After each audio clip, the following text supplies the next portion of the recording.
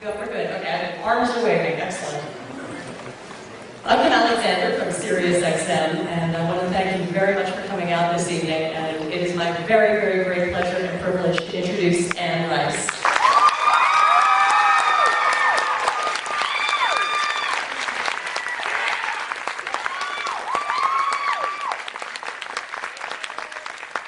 Anne says that it's okay to take flash photography, and if you didn't hear me earlier, we're working on a little bit of a cold, so make sure her volume is all the way up. Yeah. And is it possible that this is your first New York Comic-Con? It is my first New York Comic-Con.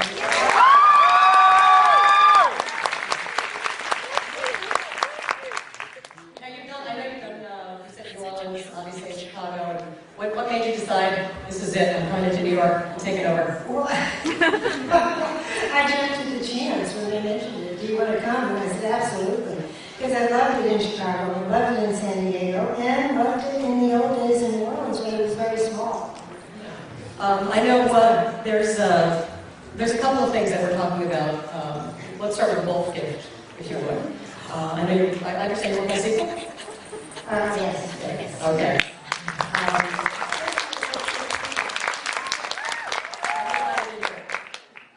I think the interesting thing about the Wolf Gift, and I think this is true of some of your other books as well, is it's a fight between architecture and savagery. That's my life. Yeah, that's true. Because there's always a beautiful house and somebody running through the woods. Is that a tension that you like to bring to your work? I guess it is.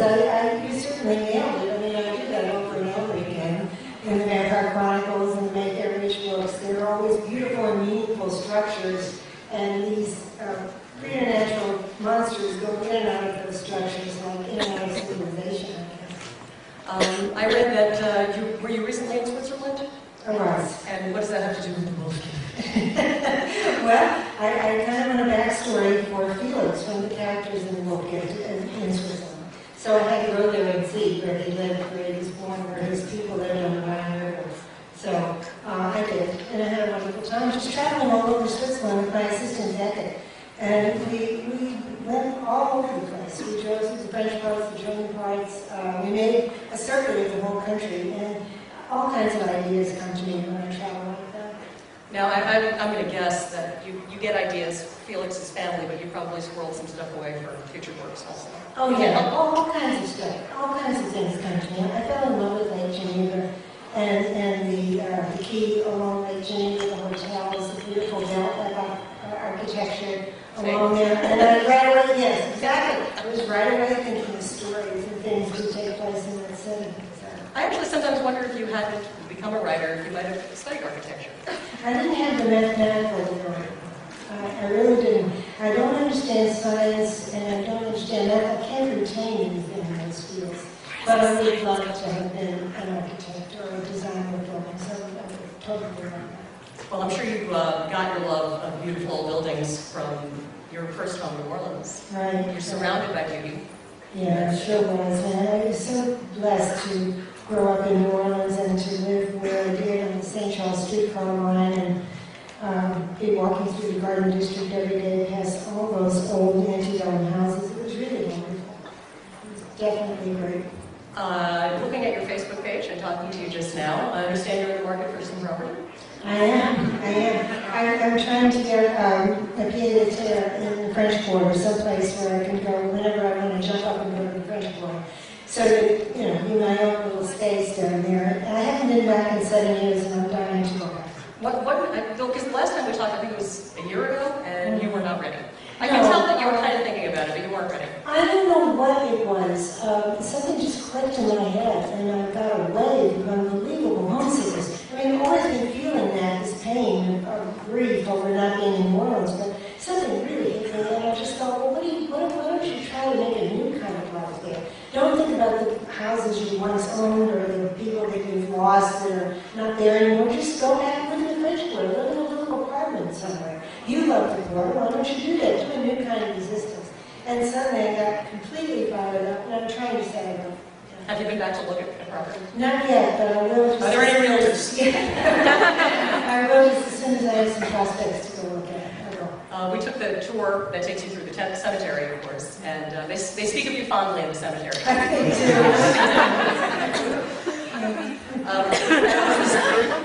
The story they told was about you and your sister playing in the crypt. That was your favorite. Is that a true story? Well, I don't remember that we played in the crypt, but we did go play a lot in the Lafayette Cemetery, right near the Garden District. We would walk through it in the evening after school and hang out in it, I guess. You know, but I don't remember us actually playing in the crypt. I'm very superstitious about touching bones of dead people or reaching in. That seems reasonable. Well, people do that in New Orleans. I mean, they really do. They'll leave these half-rotted crypts, and you can see a skull, and you can see a bone. But to me, I don't really. It's a superstitious thing. I just don't want to disturb the dead in that way. Of course, my grandfather Scott hides in that cemetery. Speaking of Monsieur Lestat, Yeah. everybody familiar with Lestat?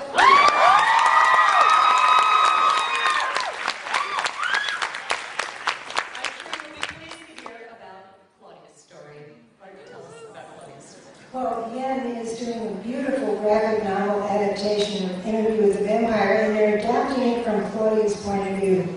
And it's just a beautiful adaptation. It's right in the spirit of the novel, and the art is some of the most breathtaking art I've ever seen in any graphic novel. It's just gorgeous. It's going to be very, very lush, very sensuous, and very elegant. And I just hope and pray that all my novels will go into this kind of graphic novel translation soon. Yeah, I was looking at the pages because I got them. I think your work is really well suited to graphic novels, perhaps better than movies. Well, I'm hoping, that we will have a Lestat movie very soon. Oh, really? Yeah.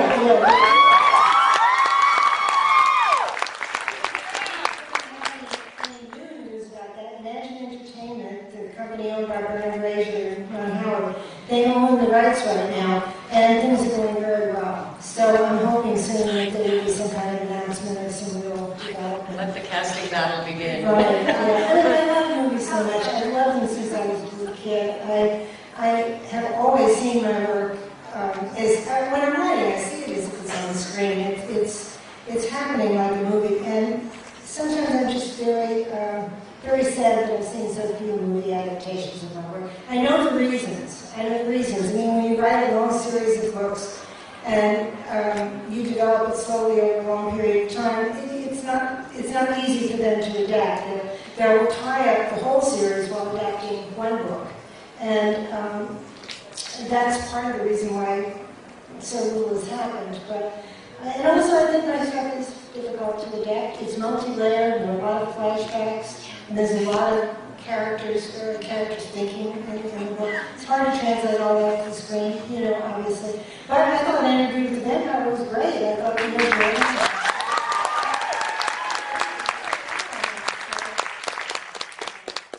And the addition of Honey Boo Boo to the cast.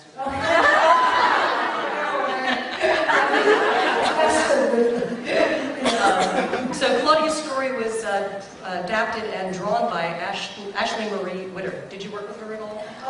They sent me the art, and I just approved of it. It was beautiful. I mean, I thought it was great. I loved it from the beginning. They've done a stunning job. Just beautiful.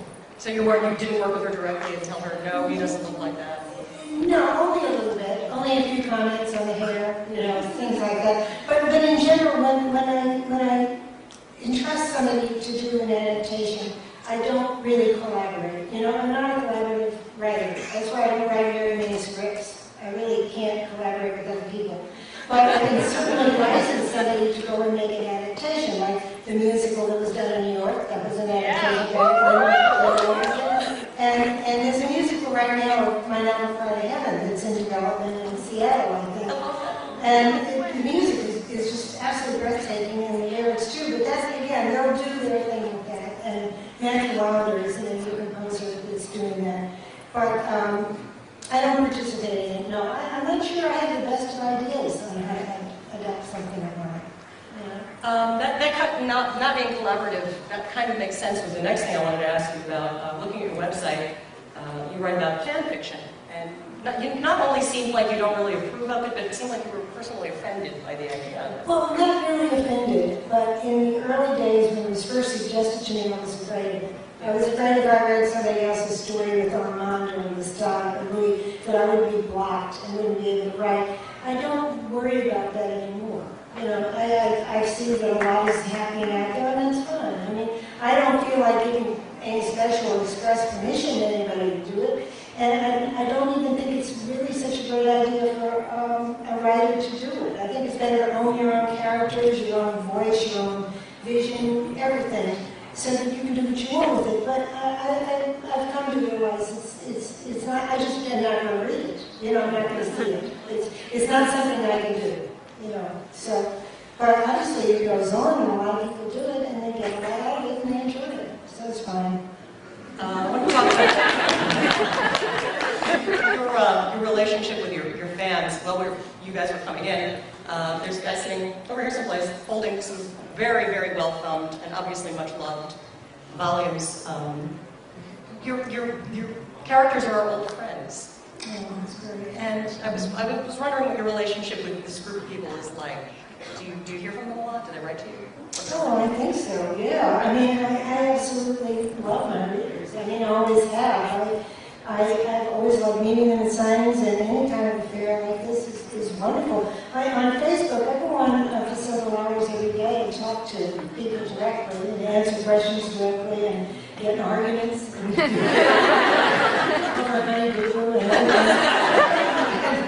I really enjoy all that very much. And I saw a lot of people today who were from the page. Oh, really? You know, Anybody names from I the page? recognized from the page. Page people? And, Oh, my God, page unite! People on the page, right? And I always felt that way about my readers from the very beginning. You know, I feel like you can tear your hair out over reviewers and critics, you know, but I've always had a little feedback from somebody somewhere on every book that they got it, that they knew it was really meant to be. It meant something to them like it did to me, and I'm very grateful for that. Very grateful. And you spend a significant amount of time. Do you find that is now just part of your job, or does it distract you from the job of writing? No, it really doesn't. I mean, I work in this really comfortable office at home. It's just a bedroom that happens to be turned into an office. And it's very easy for me to check in with the people on the page at many different times during the day as I work. And I really enjoy that. I don't find it that distracting. You know, of course, if you're having a bad day, you think, well, maybe I should go over and check on Facebook. They may need me.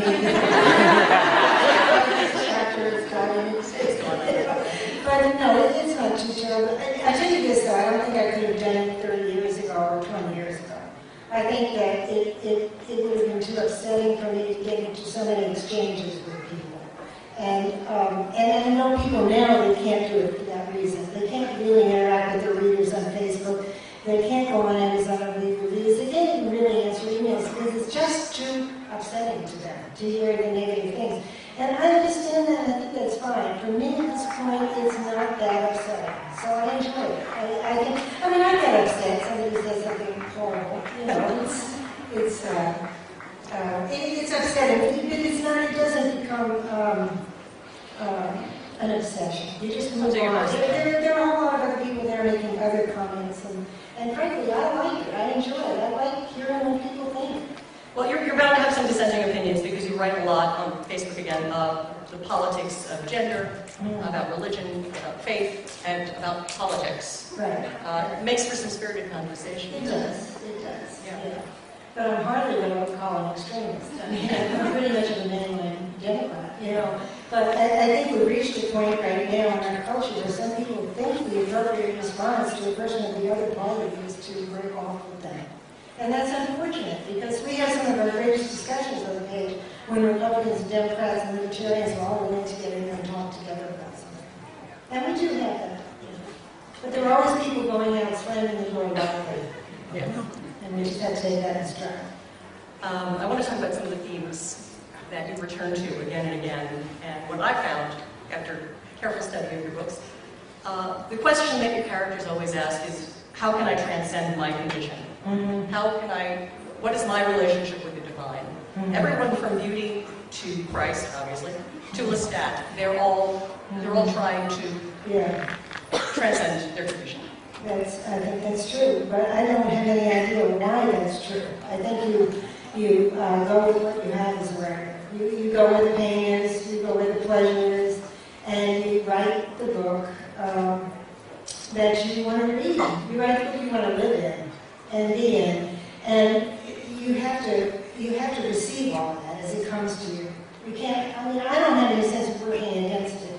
You know, like I don't sit down and have to think, well, when am I going to get to the part where this person is going to have to transcend and, you know, say some Academy Award lines here or something about being a black woman.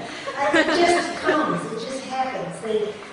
It'll start going a certain way. It's a matter of tuning in instinctively to subconsciously just letting it go. And I do love to stand back and talk about those things later. But I can't claim any knowledge as a pilot, you know, heading down the river, that's where I'm going. So when you write, some people say, oh, my characters write through me, and I just dictate. And other people say, no, that's crazy. No, they very much come along and take over. They take over. Absolutely. Absolutely, totally. I mean, characters will pop up that I didn't even foresee or intend to exist. You know, I didn't think much about Lestat when I wrote Interview with the Vampire. I thought about Louis and Claudia and Armand, but I really didn't have a lot of interest in Lestat.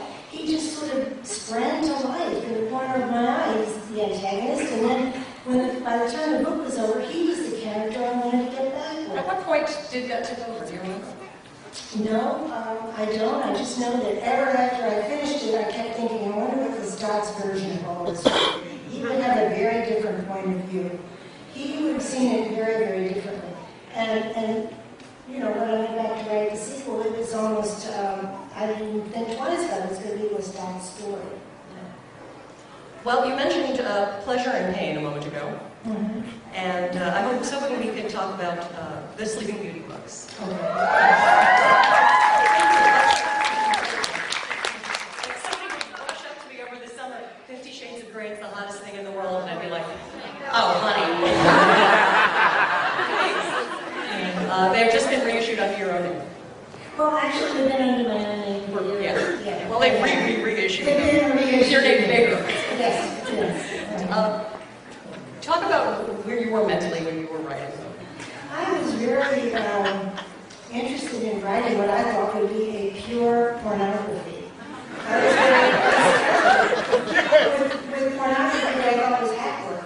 Yeah. And I thought, you know, there is an audience for pornography, and the people writing pornography don't respect or know that audience. I would like to write something that's really pure and authentic, and make it as true to the fantasies that I enjoy as I possibly can, and don't dilute it with any other elements. And of course, when that happens, you get a very repetitive book, you know, and it doesn't have, I mean, like people go on Amazon all the time and say horrible things about the beauty books. There's no plot, there's no story, this is pornography. Well, yes, it is.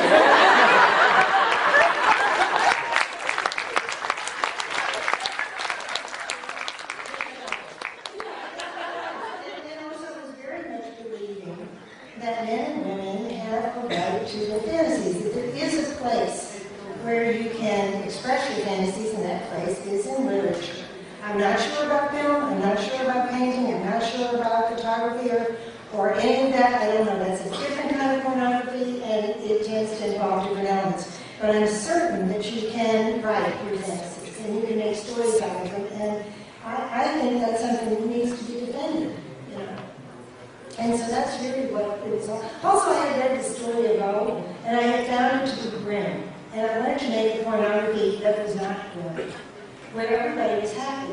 You know, did S&M and then just enjoyed it and went happy.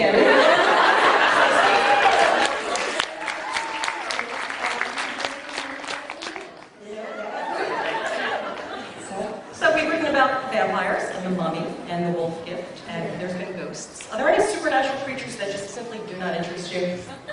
You know, I don't know whether there are or not. I have had a hard time understanding the interest in zombies, but I wouldn't say it's impossible, you know. I'm not finished with ghosts. I mean, I have several things I really want to do with ghosts, and I just haven't done that. I started in a called Servant of the Bones, with the ghost added. I really want more ghosts in my work, you know. But I don't know, supernatural monster that's just beyond the pale. I don't know, I don't think so. Well, I was guessing that you people probably had some questions that you'd like to ask. You can get up and form a line. Right behind, there's a microphone there. I can't see, I think there's one on either side. So I guess you can form 2 lines. And say your name and where you're from, and then we'll prefer. And we'll try to ask you. Oh, thank you. Hi, I just have a quick question. Was there any specific rock star that you had in mind when you turned this hat into a rock star? Actually, I saw Lestat as the rock star, but this person I listened to was Jim Morrison.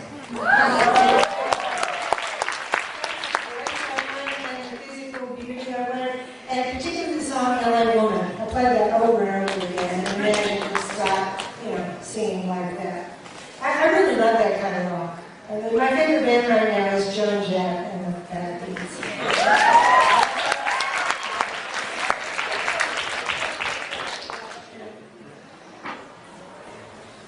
Hello, let me work. Just a quick question. There's so many novels that are turned into television series, like Game of Thrones and True Blood, etc., etc. Have you ever thought of creating a television series based on any of the work that you've done? Oh yeah, I have very much thought about it. And right now there are people who want to do that with the Witching Hour books. But we get so far and then it all falls apart. I mean, at one point we had a deal with NBC to do 12-hour-long episodes of the Witching Hour books. And we had a wonderful writer, John Wilder, who was a terrific adapter and a very faithful adapter. And he had written all 12 scripts pretty much, and we were ready to go, and then there was a shake-up at NBC, and a new man came in, who didn't know the material, and it went along for a while, and then they dropped the project. These kind of things happen all the time. It's a scary world. Right now there's another producer very interested in the Witching Hour, and it may work. But you never know. Same with the vampires. There was the point where Showtime wanted to take the Vampire Lestat and just do 22 episodes. And it was all set to talk about that, and that man was left Showtime. It was Joey Offset. He had made the series of The Feast of All Saints with me. And I loved what he had done. Low budget, but not like the budgets today for beautiful miniseries like The Tudors, but still, they did a very good job of it, and I was all for it, but then Jerry left Showtime. I love your work. 2 questions. Will you be back next year? I hope so. And out of all the works you created, which one do you think defines you most as a writer? Say that again. Out of all the works you created, which one do you think defines you most as a writer? The finest one I've done as a writer? Defines you most Oh, as a writer. defines me most. Well, it would have to be Interview with the Vampire. Or The Vampire. Those 2. Yeah. Thank you. Right, my voice is a little hoarse. I've been sick, but I read The Wolf Gift, and there's a lot of science behind it. You said that you weren't particularly good at science. Did you put a twist to something that you read, or did you just make it up in your head? I read as much as I can, but I just can't grasp very much. And I also have 1 or 2 doctor friends, and I send them panicked emails saying, how would this work, and what would this be about it? I mean, would it be enzymes that are doing this? And they send me back advice. But I love to read scientific books. Books by people like Nick Lane and Paul Ryan, who are Paul Ryan? It doesn't sound like. But it's somebody, Ryan, who's a very, very good writer. And they write about science for dummies like me, basically. Wonderful stories about metamorphosis and what it is in butterflies and sea creatures and so forth. But I can't retain that information. So I wish I could, because I love to put, a lot of scientific stuff into a book, like in The Wolf Gift. Oh, it was awesome. Yeah. I loved it. Kind of to that topic of metamorphosis, it seems like a recurring theme in a lot of your work is kind of that idea of becoming or transforming into something else. What is it about that idea that keeps bringing you back there? I'm sorry, could you speak up? Sorry, what is it about that concept of transforming or metamorphosis, if you put it, that keeps bringing you back to characters who go through that sort of transition? Well, I think I'm still haunted by the metamorphosis that we go through as adolescents. I can still vividly remember the freedom of being a 10-year-old child and having, no gender and no gender concerns, and then the complete strangeness of adolescence coming on, and discovering that I was in fact defined as a member of a certain gender that had a lot of deficits and bad sides to it. And I never really recuperated from that shock. And some people say writers only write about a few years in adolescence anyway. But if you take the work of any writer, no matter how many novels or books, it'll always be about a certain period of adolescence. So I think that's some of it. But I'm also haunted by the idea that we are the larva stage of something else that's going to happen when we die. And I can't get that idea out of my head. It's just something that enthralls me. Thank you. I'm nervous. My heart's pounding really fast. You're a huge inspiration to me, and I was wondering, as a writer, how do you deal with writer's block, and how do you dedicate yourself to the story that you're working on long enough to finish it? Long enough to you mean, how do you keep going when you're with the... Well, it's always a problem. There's never really, it never really gets any easier. I think there's only one way to be a writer. It's very simple. You have to write. And you have to write through every block and every dark period and every discouragement and every disappointment. And if you just have to keep thinking over and over again, if I don't do this, what do I have? Nothing. So I've even tricked myself saying, well, I'm going to write this book, and if I don't like it, I'll throw it away. Never happened. But I mean, make yourself do it. Or I'll just pretend that they're going to come in here and grab the pages at 12 o'clock, and I have to do as much as I can before then because I'm going to die. And that's how I get through stuff. But there are ups and downs. But there are always, at some point in every novel, there's a great period where it just starts to roll. And it's a wonderful, wonderful feeling. And it rolls and rolls, and I'm rolling out of bed to get in there and find out what's going to happen next. And I'm always looking for that. But I've gone through novels where there was less of that and some where there was more of that. And again, you just have to keep going. It takes great perseverance to do it. And you learn to avoid what's going to upset you. Stay away from those people that are going to make you feel bad about what you write. And stay away from those people that just make you feel bad about yourself, period. Not always possible if they're living in your house. But you learn to arm yourself, I think. Okay. I just want to say, as inspired owners, you have inspired me. You're completely awesome and amazing. What the question I have to ask is, with that, has there been any work that you haven't finished that you not like to throw away, but have gone back to write, or would you like to go back and write? I'm sorry, I can't understand. I think it's the acoustics. Can you say that again? Has there been any work that you haven't finished, like any stories you've written that you may not have liked, or you've gone away but have gone back to, or would like to go back to? I'm sorry. If she hasn't finished her work or gone back and wanted to rewrite something? Yes. Oh, you mean after I finished it and published it, do I want to go back and rewrite it? No, like if you haven't finished, that may be thrown away, that you not wanted to write, or a story that hasn't worked. Have you fished something out of the trash and rewritten it? Oh, yeah. Interview with the Vampire. Yeah. It was just a short story that I just tossed in a stack. And I picked it out maybe for the third time in about 4 years and just went with it, Yeah, I go back and find, one of the things I think any writer should do is save everything. Just save it. It's so easy to do now on a computer. I mean, you really can save it in attachments to your email, And just keep everything, because you never know when you may go back and find something that may just take off. That has happened with me. Thank you. Sure. Hi. Hi. So, before you said that you were not quite done with Ghost, I was wondering, do you consider yourself as done with vampires? And that do not imply going back to Interview with the Vampire series, which I would love, by the way, but would you consider going back to vampires to a whole new cool saga again? I'm not here. I'm sorry. Yeah. A new vampire saga. You said you're still on the right about ghosts. I wouldn't say no to anything right now. I really wouldn't. I just don't know where I'm going to go next. I know I want to keep writing about the supernatural, and I want to do something with ghosts. I have a lot of ideas in my head.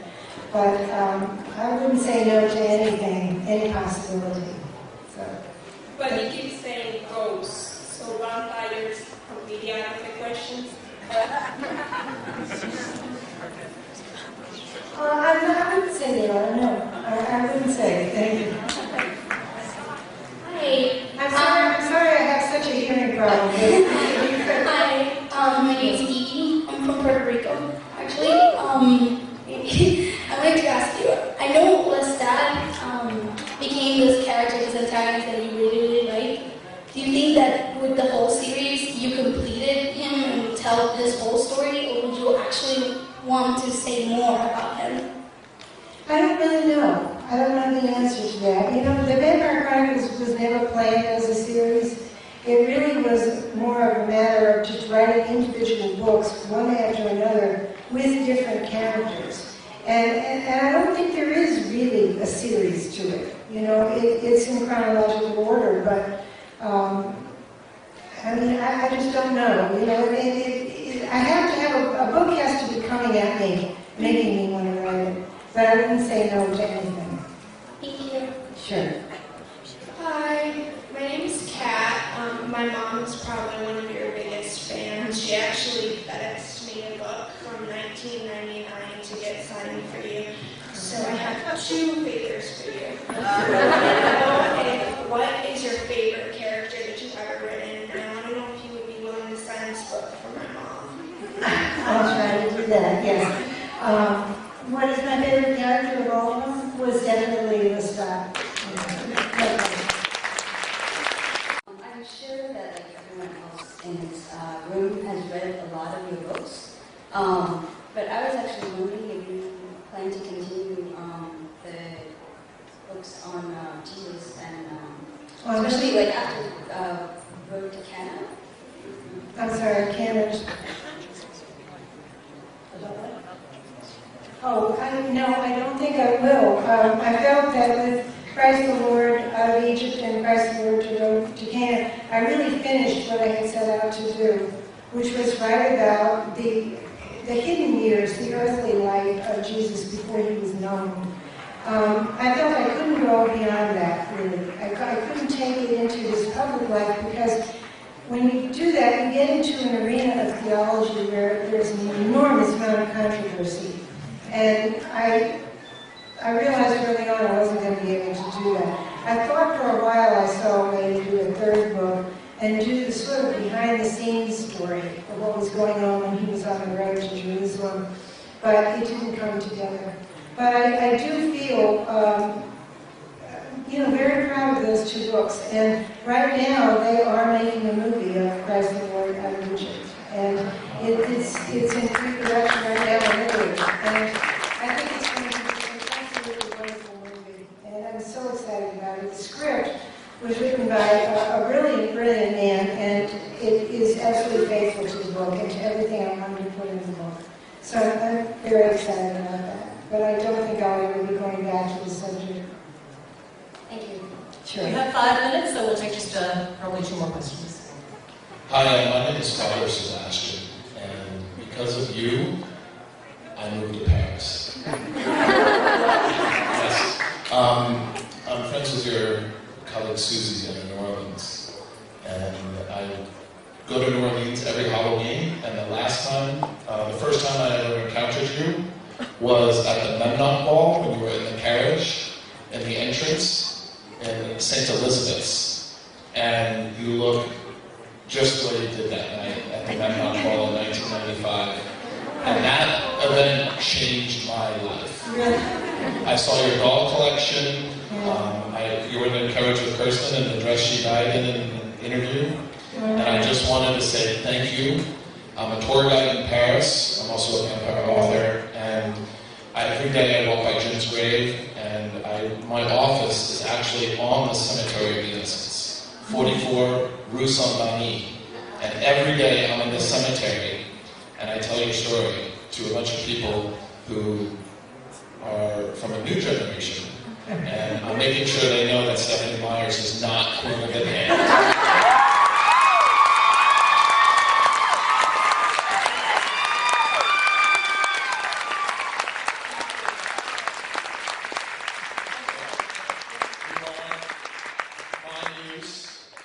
The only one person that comes first is my mom. So I can't thank you enough for changing my life. I remember I was invited down to the Memnon Ball by a friend who had an extra ticket, and I went to that event. And I run vampire balls all over the world. We do Paris, we did Moulin Rouge, we did the House of Blues in New Orleans. And I can't tell you, that was the most magnificent event that I've ever experienced in my life. And I can go on for hours to say thank you. So, again, my name is Father Sebastian, and I will definitely find you on Facebook.